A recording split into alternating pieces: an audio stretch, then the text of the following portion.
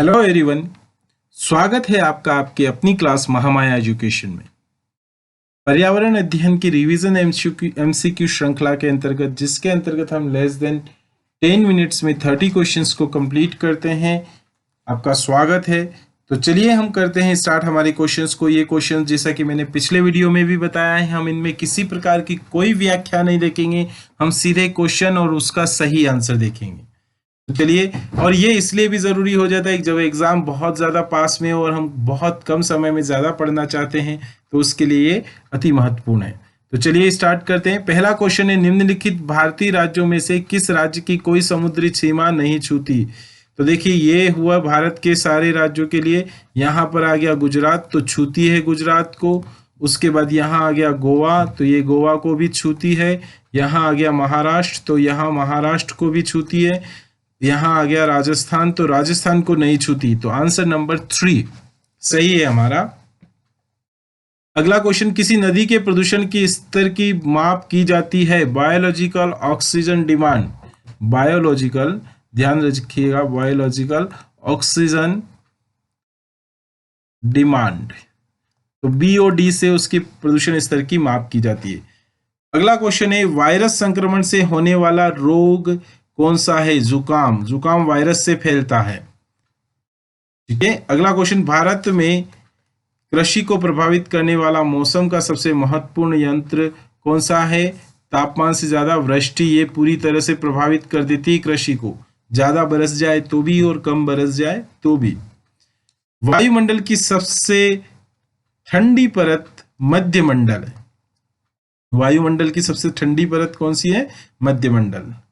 अगला क्वेश्चन देखते हैं हम, निम्नलिखित में से कौन सी एक ग्रीन हाउस गैस है? मीथेन एक ग्रीन हाउस गैस है। तो ध्यान रखिएगा कि मीथेन क्या है? एक ग्रीन हाउस गैस है। अगर आप पढ़ना चाहें तो ग्रीन हाउस गैस कौन कौन सी है, उस टॉपिक को कंप्लीट कर लें, उससे रिलेटेड क्वेश्चन भी आता है। क्वेश्चन नंबर 7 को देखते हैं, भारत में प्रोजेक्ट टाइगर की शुरुआत किस वर्ष हुई थी? 1973 में हुई थी प्रोजेक्ट टाइगर की शुरुआत। अगला क्वेश्चन है, पृथ्वी तल पर उस काल्पनिक रेखा को क्या कहते हैं जो 180 डिग्री मेरिडियम यामोत्तर खींची जाती है? उसे अंतरराष्ट्रीय तिथि रेखा कहते हैं। मैंने एक जियोग्राफी के अंतर्गत एक वीडियो बना रखा है, जिसके अंतर्गत मैंने इंटरनेशनल डेट लाइन के लिए भी बता रखा है, तो आप एक बार उसको जरूर देखिएगा। अगला है, निम्नलिखित में से किस राज्य में गोल्फ ऑफ मन्नार, मन्नार की खाड़ी, गल्फ होता है ये, गल्फ ऑफ मन्नार मेरीन राष्ट्रीय पार्क स्थित है? तो गल्फ ऑफ मन्नार कहाँ पर है? तमिलनाडु में मन्नार की खाड़ी आती है। ये देखिए, इस तरह से यहाँ पे बंगाल की खाड़ी आती है, यहाँ पे मन्नार की खाड़ी आती है, और यहाँ पर खंबात की खाड़ी आती है। तो ध्यान रखिएगा, मन्नार की खाड़ी कहाँ पर? तमिलनाडु में।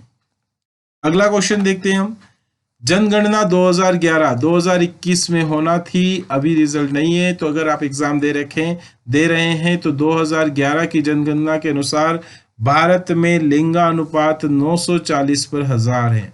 आप इसको ध्यान रखिएगा, भारत का लिंगानुपात कितना है? 940 पर 1000। निम्नलिखित में से किस एक प्राणी को किसान का मित्र कहा जाता है? केचुए को कहा जाता है किसान का मित्र, जैविक खाद बनाने में काम आता है, याद रखिएगा। पर्यावरण को बचाने के लिए चिपको आंदोलन किस राज्य से जुड़ा हुआ है? देखिए, अगर उत्तराखंड नहीं होता तो उत्तर प्रदेश सही था, पर अब उत्तराखंड आ गया है तो उत्तराखंड ही लगाना है, क्योंकि उत्तर प्रदेश से ही उत्तराखंड अलग हुआ है। अगला क्वेश्चन है, जीवों के व्यवहार का अध्ययन किया जाता है, जीवों के व्यवहार का अध्ययन इथोलॉजी कहलाता है। तो आप लोग सभी ध्यान रखिएगा कि कौन सा जो विज्ञान की शाखाएं हैं जो अलग अलग अध्ययन करने में उपयोग आती है, तो कौन सी शाखा को क्या कहते हैं। अगला क्वेश्चन है, समुद्री शैवाल किसका महत्वपूर्ण स्रोत है? समुद्री शैवाल, समुद्र से हमें आयोडीन मिलता है, नमक मिलता है आयोडीन, तो इसका भी क्वेश्चन नंबर, आंसर नंबर कौन सा है? 3 सही है। शेके, जिसे लाइकेन भी कहते हैं, लाइकेन जो है वो क्या है? परजीवी, रसायन स्वपोषी या फिर अपघटक? ये सहजीवी हैं, तो याद रखिएगा ये क्या है? सहजीवी।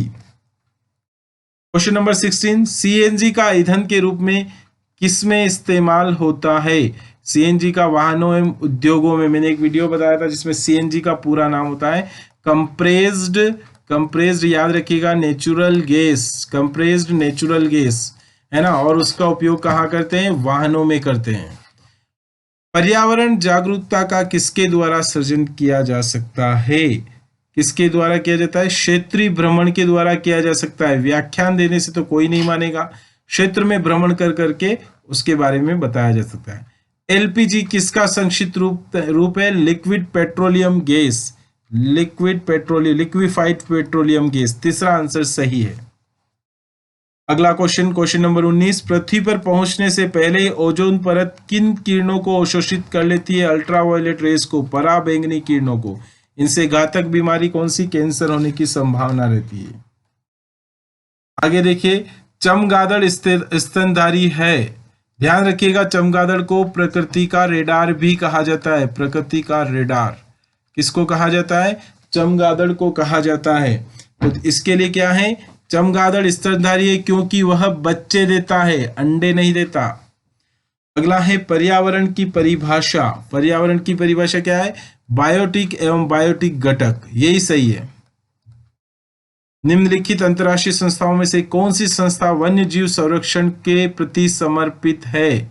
यूनेस्को या यूएनएफपीए, यूएनडीपी। यूनेस्को तो विश्व धरोहर को शामिल करती है, वर्ल्ड हेल्थ ऑर्गेनाइजेशन है, तो आंसर अपना यूएनडीपी है।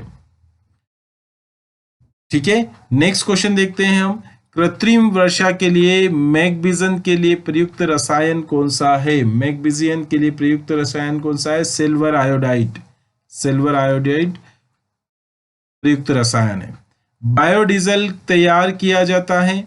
बायोडीजल किसके द्वारा तैयार किया जाता है? जेट्रोफा के द्वारा तैयार किया जाता है। क्वेश्चन नंबर 25 है हमारे पास में, विश्व ओजोन दिवस कब मनाया जाता है? 16 सितंबर को विश्व ओजोन दिवस मनाया जाता है, ये पूछा जा सकता है। अगला क्वेश्चन है, सिल्वीकल्चर संबंधित है। सिल्वीकल्चर, सेरीकल्चर, पीसी कल्चर, इस तरह से अपने को ये याद होने चाहिए, है ना। तो सिल्वीकल्चर वन एवं वन्य उत्पाद से संबंधित सिल्वीकल्चर। निम्नलिखित में से किस जनपद में चंद्रप्रभा वन्य जीव अभ्यारण्य स्थित है? देखिए यहां पर उस जगह का नाम पूछा गया है, तो चंदौली में। कहां पर है? चंदौली में। निम्नलिखित में से कौन द्वितीय श्रेणी का उपभोक्ता है? तो हमें ध्यान रखना है कि जो डायरेक्ट पेड़ पौधे खाता है वो प्रथम श्रेणी, और जो उसके बाद खाता है वो क्या हो जाता है? द्वितीय श्रेणी में आ जाता है। ठीक है, तो यहां पर हमारे पास में क्या आ जाता है? हाथी तो रहता है, तो क्या होता है कि वो डायरेक्ट फल फ्रूट खाता है। शेर तृतीय में आ जाता है। सांप द्वितीय श्रेणी में आता है। क्वेश्चन नंबर 29, जूम खेती कहां पर होती है? जूम खेती मेघालय में होती है। जूम खेती कहां पर होती है? मेघालय में। अंतिम क्वेश्चन है, शुष्क बर्फ किसका ठोस रूप है? शुष्क बर्फ कार्बन डाइऑक्साइड का ठोस रूप है। तो इस प्रकार हमारे 3 क्वेश्चंस हुए। हमें 10 मिनट से भी कम समय लगा है, लगभग 9 मिनट का समय लगा है। आप सारे क्वेश्चंस को एक बार देखिएगा। मिलते हैं नेक्स्ट वीडियो में। Thank you.